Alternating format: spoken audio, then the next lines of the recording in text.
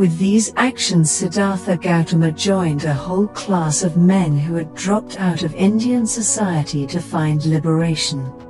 There were a variety of methods and teachers, and Gautama investigated many atheists, materialists, idealists, and dialecticians. The deep forest and the teeming marketplace were alive with the sounds of thousands of arguments and opinions, unlike in our time. Gautama finally settled down to work with two teachers. From Arada Kalama, who had 300 disciples, he learned how to discipline his mind to enter the sphere of nothingness. But even though Arada Kalama asked him to remain and teach as an equal, he recognized that this was not liberation, and left. Next, Siddhartha learned how to enter the concentration of mind, which is neither consciousness nor unconsciousness, from Udraka Ramaputra. But neither was this liberation, and Siddhartha left his second teacher. For 6 years Siddhartha, along with 5 companions, practiced austerities and concentration. He drove himself mercilessly, eating only a single grain of rice a day, pitting mind against body.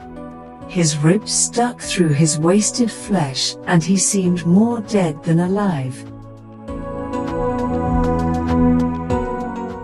His 5 companions left him after he made the decision to take more substantial food and to abandon asceticism. Then, Siddhartha entered a village in search of food. There, a woman named Sujata offered him a dish of milk and a separate vessel of honey.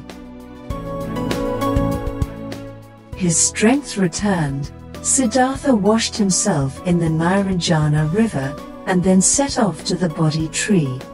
He spread a mat of kusha grass underneath, crossed his legs and sat. He sat, having listened to all the teachers, studied all the sacred texts and tried all the methods.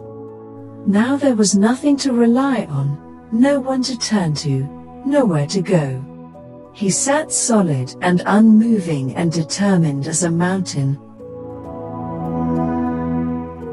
until finally, after 6 days, his eye opened on the rising morning star, so it is said, and he realized that what he had been looking for had never been lost, neither to him nor to anyone else.